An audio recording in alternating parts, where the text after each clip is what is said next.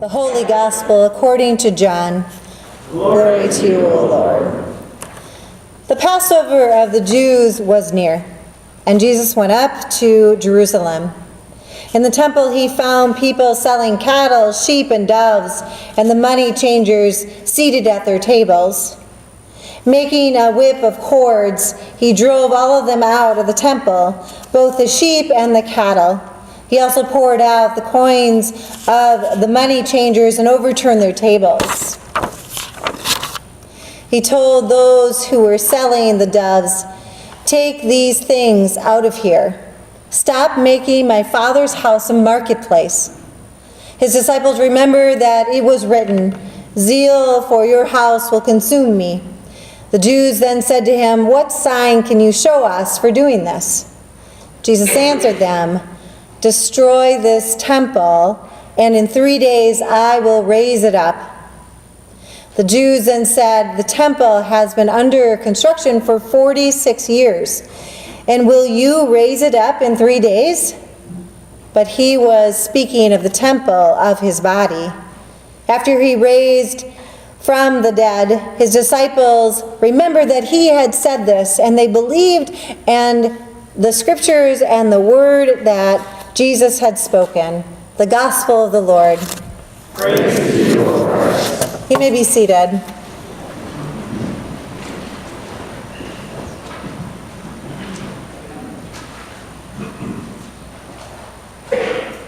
We don't know how long the system had been bothering Jesus. As an outsider, Jesus could see the system more clearly than the people who had been accustomed to the system. From the inside, years of tradition had accumulated, and they didn't see any other way of doing it. Jesus orders that his Father's house not be made a marketplace. For the temple system to survive, however, the marketplace was essential. The temple had a function as a place of exchange for maintaining and supporting the structures. Jesus isn't asking for a small adjustment here or a shift there in the system. He was about taking away the whole system of doing things. Jesus is calling to completely dismantle the system. The system in India is different from any other system that I have experienced. As many of you know, Cheryl Reiner and I and 18 members of the Northern Illinois Synod traveled to India a few weeks ago. We traveled there to build relationships, to learn about a different community, to hear about what's happening in India with our brothers and sisters. Cheryl and I need to take some time to do some more formal thinking and doing a video presentation of our experiences, but today I felt called to share some of the story with you. As Pastor Paul and I were talking this morning, he said you should make this a sermon series and continue talking about your stories, so that's what I'm going to do. In the month of March, I'm going to be sharing different stories of my experiences in India. To get your bearings on where we were located in India, we were in the southeast side of India, the Tamil Nadu area. So when we came in, we went to Abu Dhabi and then flew to New Delhi, and then we transferred and took a 4-hour domestic flight from Delhi to Chennai. And we did that because previously, our Bishop Elizabeth Eaton, when she tried to fly into Chennai, she was denied to come into the country. So then they flew her back to London, England, and then she had to try another route and went through Delhi to get into the country. The country is, in the northern side of the country, it's about 2% Christian. And in the southern part of the community, of India, it's 5% Christian. the people, the country as a whole, are not supportive of Christian people, nor is the government. After an official welcome and visit with the Arcot Lutheran Church office in Cuddalore, we drove along the south shore of the Bay of Bengal, and we went to an area that was hit by the tsunami in 2004. And we were able to see from Lutheran Disaster Relief and ELCA funds how they were helping the people in that area. What we found out is the people who were outcasts and who did not have a lot ended up with nothing and so needed support from people from all over the world. And so the Arcot Lutheran Church was able to help with those, take those funds and put them toward helping those in need. Our time in India was intense and hard to describe. It was not a vacation. Although, I know on Facebook, you probably thought it looked like one with the smiles. There's much to think about. We woke up at 5 a.m. or 6 a.m. in the morning, and we visited schools and buildings and hospitals and churches and learned as much as we could about the ministries that were happening in India. And we would return at 9 or 10 p.m. at night, eat dinner, and do it again. There was not a night that we had 8 hours of sleep. Bishop Socrates, who is from India, is the bishop for the Arcot Lutheran Church. And he had passion and drive, and he was part of making this plan. He wanted to show us how God was working in India. He was a faithful and a focused man. He often looked at his watch, trying to get us to move to the next activity. He looked at our group, and we weren't moving fast enough, and his fellow Indian folks, they weren't moving fast enough either, and he always had a half smile and a little roll of his eyes, and he said, always in India we are tying up loose ends. Indian chaos as people were scattering and trying to get started. But he also knew the importance of hospitality in India and in each place that we visited. We were showered with gifts. We had these heavy leis of jasmine and rose put over our heads, and it was strong smell of flowers. And we were given cloth and crosses and all kinds of things that my take-home, my carry-on bag was full to the brim of gifts from India. I'm hoping to take some of the fabrics and bring it to our quilters to see if they could do something with it.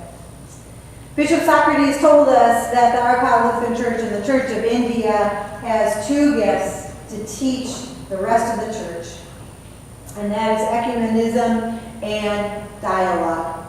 And it was clear to us that I would add justice and mercy as well. The Danish missionary came to India and encouraged the development of the church, and they decided that the caste system would not be a part of this church. Pastor Theodophilus, who was a pastor that traveled with us on the bus and in between churches and going to hospitals and schools, was asked how the missionaries were and how he felt about the missionaries, because we had heard stories and history of the colonialization of missionaries and that they were not always, they were abusive and insensitive and culturally obstructive at times. He spoke highly of the missionaries that came. He said they brought roads and healing and hospitals in English and hope in a time of a caste system and status issues. The Danish missionaries made an international decision to dismantle the caste system, intentional decision to dismantle a caste system of society in the churches. They did not believe that the culture divide is supporting, believe in the culture divide is supporting the oppression. That part was not appropriate in the church. So they worked at that, but it did affect the growth of their church. There are other churches, the Catholic Church in particular, that kept with the caste system. Without a caste system, it was difficult to get finances. Those who were ranked higher in the caste system did not want to sit with those who were lower in the caste system, but they stuck with it. And so 95% of the Arcot Lutheran Church is made up of Dalits. Dalits, if you look in the dictionary, are people who are oppressed and untouchable. Dalits are people who don't even have a rank in the caste system. They're lower than that, and that's the makeup of this church that I visited. One pastor told us, if not for the missionaries, me, my family, and I would all still be Dalits. The missionaries' impact has had an incredible impact on our community. In our gospel reading, Jesus forces us to see a different point of view than what has always been. Through the work of God's Spirit, the Danish missionaries, and the continued work of the Arcot Lutheran Church in India has created a different point of view in a place that has, and it has formed a casteless church.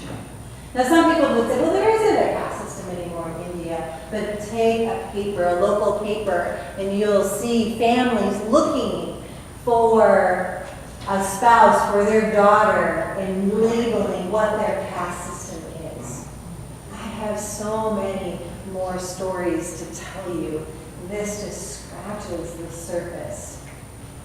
So as I came back thinking about this church, thinking about Jesus that calls us and challenges us in unexpected places, I come and think about questions for us. I was challenged to think about our own church. Where is Jesus calling us now?